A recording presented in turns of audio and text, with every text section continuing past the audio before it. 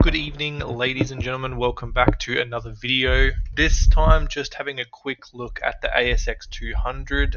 It is Thursday, the 5th of March today. So, coming up to a week since the war in Iran started, unfortunately.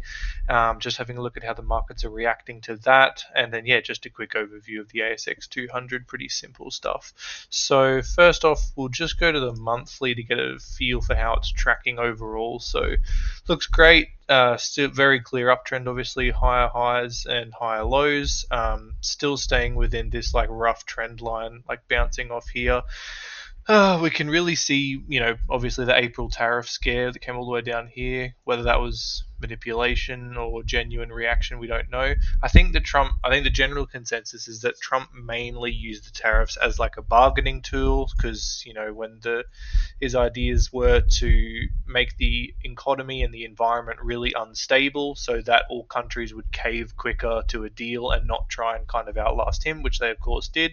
So yeah, it was heavily down for maybe a month, and then as soon as, similar to COVID, once everyone realized the world wasn't going to end, it pumped back up again. So yeah, if you ever see the market crashing heavy, wow, look at that, like 17, 15% in just over a month. That's unbelievable. 2 months maybe. So if you ever see the market crashing like this and you think the world isn't going to end, then it could be a good time to potentially get in at a heavy discount compared to everyone else.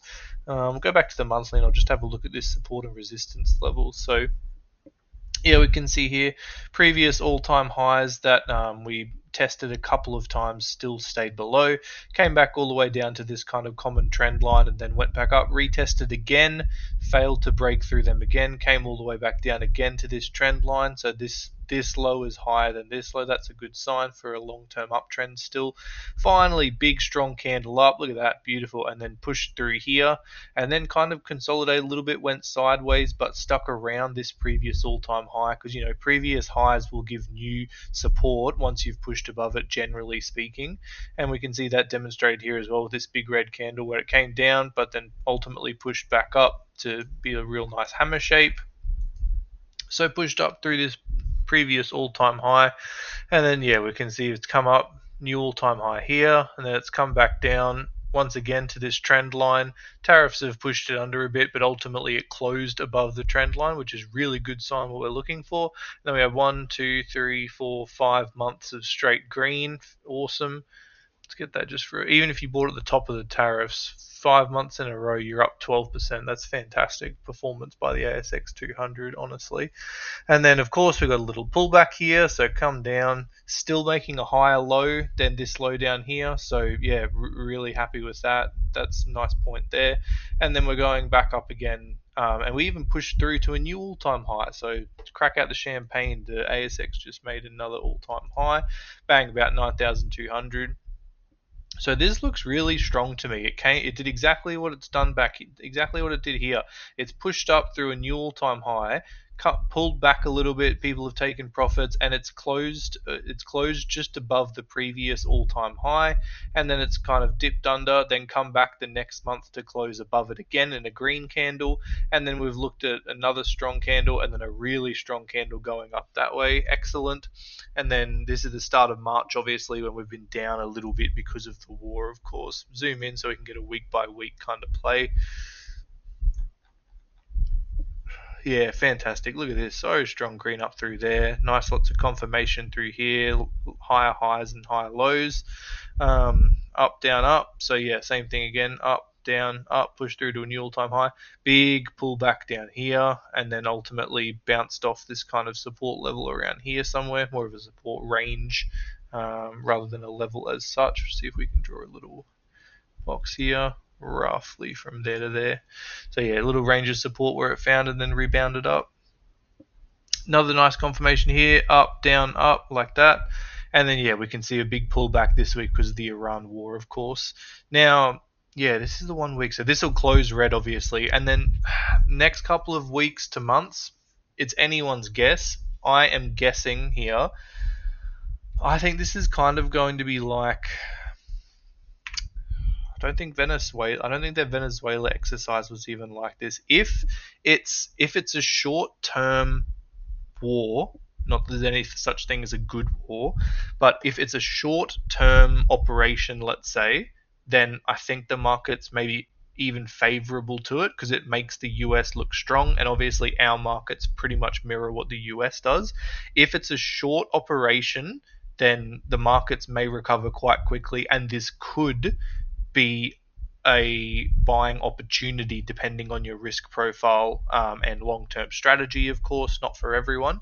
But if it drags on, and if this operation that the US is undertaking takes multiple weeks, like 3 to 4 weeks, or even drags on into months, the markets don't like uncertainty, and they particularly don't like drawn out conflicts. Even though they generally speaking go up during a war, the people's perception of what's happening, there's a lot of fear going around, and particularly because we're literally just coming off a new all-time high.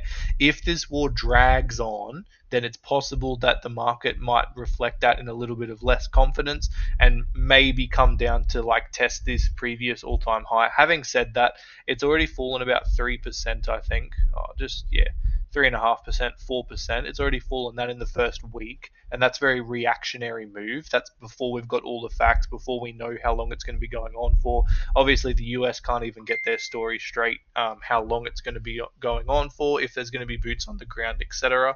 So another fall down to this previous all-time high would be another 3.5%. So not totally out of the question. But yeah, ultimately it's anyone's guess where it goes from here. I think if it's a short-term operation and the US can be in and out, and peace can be brokered by a third party, maybe like Italy or something. I know they're trying to help out. Then I think we may see a quick recovery once world peace is re-established, and possibly a new push through this all-time high before we get a more significant correction later on. But if this drags on and it's more uncertainty, more wars, more violence, etc., you may see this market taper off for the next couple of weeks or months, depending on how long it is. Ultimately, though, I don't think it's a cause for concern. Like, we're still well and truly above this long-term trend line that we've got here. Whether you'd want to place it right out here in the lows, or like where the bars close, I tend to place it more where in the bars close, but I'm not an expert trend line drawer. It's just for visuals. Look, it's come back to touch here several times, and then we can see some of the pullbacks have been quite significant. Like, there's a 16% pullback from the highs to the lows before it turned around. There's an 11% there. This will be a big one, but again, it's because of the tariff, so 17% there. And then what was this one? Probably in the low teens, I'd say. Oh, yeah, 8%, not even. So yeah, it's possible that we could see a pullback down to something like these levels, but that's only like a 7 or 8% pullback. So I don't think it's reason to panic at the moment. I haven't sold anything. I just bought some gold the other day or something generic. As in war times, people like to hedge in their gold. Yeah, that's about all I've got for you this evening, guys. So yeah, keep an eye on everything. Have your stop losses in place. Review your strategy, but yeah, don't panic. I don't think the ASX is plummeting anytime soon. Yeah, if we see this previous all-time high get taken out, or even multiple closes below this trend line, might be time to reevaluate the strategy. But long term, it still looks very strong. Yeah, these markets are just so, particularly with the Trump effect in action, these markets are just so strong and continuously making higher highs. So you're only going to lose in the history of the ASX if you sell, basically. When the market's down, it's always continued to go on and make new all-time highs. But depending on your investment time frame, of course, that might not be the best thing for you. If you have to sell, for example, at a specific time when the market's down, that's obviously not good for you. So yeah, that's all I've got for you this time, guys. Like, subscribe, help me out. Just starting out the channel, as you can probably tell. Leave a comment telling me how trash the video was, or if you want specific type of content, I'll endeavor to create that. Have a great rest of evening. It is 10 p.m. where I am, so I'm going to pack up and wrap it up here for you guys. Thanks so much. Have a great night, guys. Bye.